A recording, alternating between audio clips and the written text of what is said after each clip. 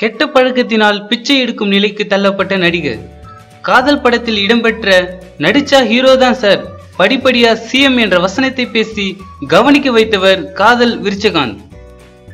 கடந்த சில நாட்களாக இவர் சென்னையில் பிச்சை எடுத்து வருகிறார் என்ற செய்தி சமூக வலைதளத்தில் வலம் வந்தது. இதைத் தொடர்ந்து பிரபல நாளிதழ் அவரை தேடி சென்று பேட்டி எடுத்துள்ளனர்.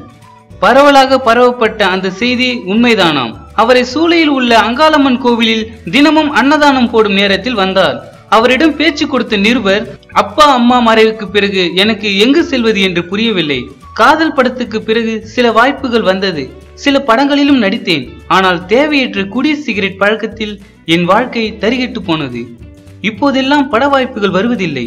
அப்படி ஏதாவது இருந்தால் நான் இங்குதான் இருப்பேன் என்று சொல்லுங்கள் என்றாராம். தன நிலைமையை உணராமல் புத்தி சுவாதீனம் இல்லாத போல் பேசினாராம் காதல் விருச்சிகாந்த். இந்த வீடியோ பிடித்திருந்தால் லைக் பண்ணுங்க.